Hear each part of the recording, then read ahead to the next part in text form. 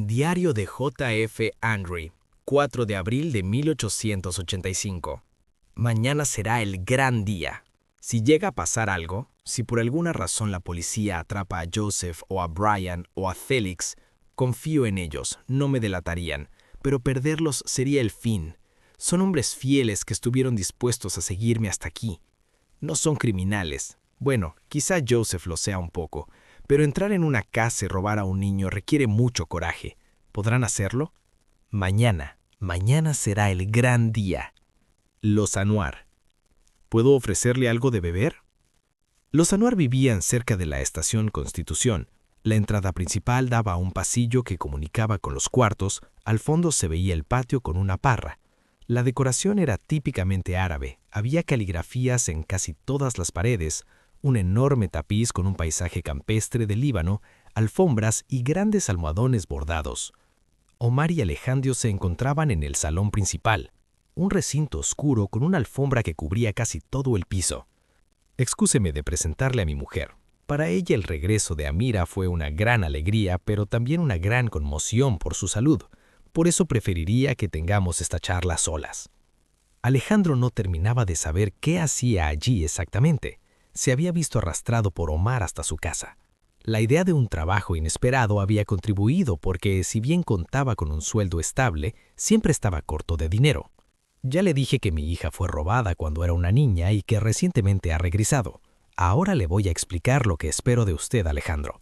Empecemos desde el principio. Omar dejó la tetera sobre la mesa. Antes de comenzar a hablar, encendió un cigarrillo. Hace 2 semanas mi mujer estaba en el patio, recogió las plantas y llamaron a la puerta. Abrió y se encontró con una mujer joven que la miraba con expresión de sorpresa. Le preguntó quién era y qué quería, y la joven solo dijo que se llamaba Amira Anuar. Esa era mi hija. Mi esposa casi se desmaya al oír eso. El té no era del gusto de Alejandro. Hubiera preferido un coitinac. Durante unos segundos se dedicó a revolver el té con una cucharita para hacer algo con sus manos. ¿Y están seguros que es su hija? Por supuesto que no lo creímos inmediatamente. Había que comprobar que realmente fuera ella. Yo no hubiera sabido cómo hacerlo. La última vez que la tuvimos con nosotros era un bebé. ¿Cómo reconocer a esa niña en una mujer adulta? Pero mi esposa estaba preparada.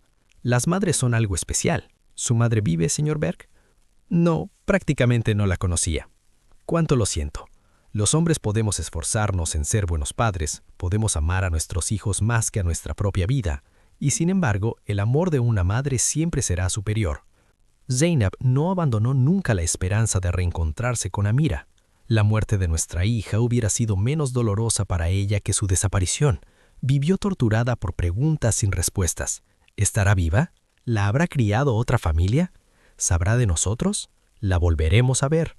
Si no sucumbió a la tristeza, fue porque se aferró a la esperanza de que Amira regresaría. Obligó a su memoria a conservar cada seña particular que le sirviera para reconocer a su hija. Y cuando esta joven se presentó, unos pocos minutos después de hacerla entrar a la casa, revisó su cuerpo y encontró las señales que recordaba. Una mancha de nacimiento sobre el hombro izquierdo, el pequeño molar debajo del pezón derecho, los dedos gordos de los pies más gordos que el resto, las orejas casi sin lóbulos, el cuello largo, la boca que se inclinaba un poco hacia la izquierda. Fue una gran alegría, mashallah, alhamdulillah wa shukron lillah. Alejandro interrumpió a Omar temiendo que con la emoción se olvidara del castellano. ¿Cómo fue que su hija desapareció? En ese entonces vivíamos en un conventillo. No hacía mucho que habíamos llegado a la Argentina y éramos muy pobres. Como única alegría teníamos a nuestra hija, y una mañana simplemente desapareció.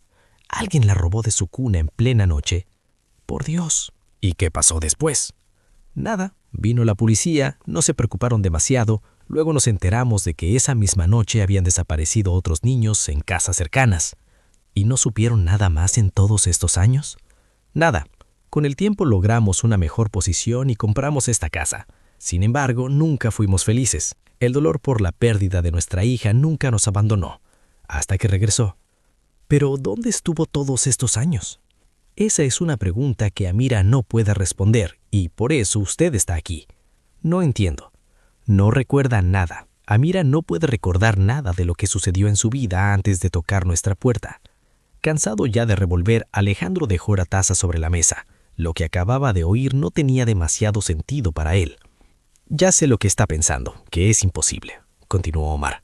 Yo pensé lo mismo, pero parece que sufre algún tipo de conmoción que no le permite recordar. Creemos que pronto mejoraría, pero han pasado 3 semanas y sigue igual. La han visto montones de doctores en estos días y dicen que está sana, pero su memoria no vuelve, y yo quiero descubrir la verdad. ¿Fue a la policía? No hicieron nada en su momento, ¿para qué voy a llamarlos ahora? Por el otro lado, no quisiera poner en peligro la seguridad de Amira. Amira es extraña. No es solo que no recuerda, hay algo más, algo con lo que la policía no podría tratar.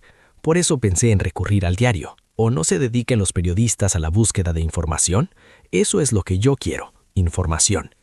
¿Y por qué yo? Porque usted es de los nuestros, señor Berg. Alejandro comprendió. Pocos temas dividían la opinión pública como el de la inmigración. Los hombres y las mujeres que un día bajaron de los barcos sin nada entre sus manos, hoy eran mayoría. Sus hijos no solo eran argentinos de nacimiento, sino que se habían convertido en abogados, arquitectos, profesores y médicos, cumpliendo el sueño de sus padres. Eran jóvenes que además aspiraban a tener influencia en la política argentina. Sus padres habían atravesado el mundo para que ellos tuvieran mejores oportunidades, entonces no podían quedarse de brazos cruzados. Cada día, 2 visiones de la Argentina se enfrentaban en los diarios y revistas del país. Estaban los que acusaban a los italianos, españoles, alemanes, polacos y rusos de corromper una supuesta pureza nacional, y estaban los que creían que el problema era que la antigua oligarquía local temía perder el poder. Como hijo de inmigrantes, Alejandro había dejado clara su posición en algunas notas firmadas para publicaciones menores, en las que podía expresarse con más libertad que en la prensa. Una de esas notas, en la que se burlaba de la ley contra los inmigrantes propuesta por Miguel Cane, había sido bastante popular entre quienes estaban a favor de la inmigración. El secuestro de mi hija y el de los demás niños que desaparecieron el 5 de abril de 1885 fue un crimen contra los inmigrantes. Esos niños, de no haber sido robados, hoy serían jóvenes luchando por hacer oír su voz, jóvenes como usted. ¿Quién mejor entonces para ayudarnos?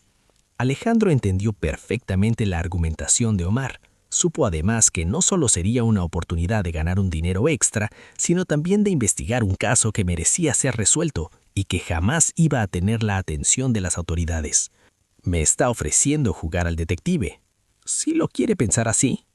Muy bien, cuente conmigo, pero voy a tener que hablar con ella. Por supuesto, sígame, lo llevaré a su cuarto. Suscríbete y dale like. Subimos una parte nueva todos los días. Ya hay una playlist de la serie en YouTube.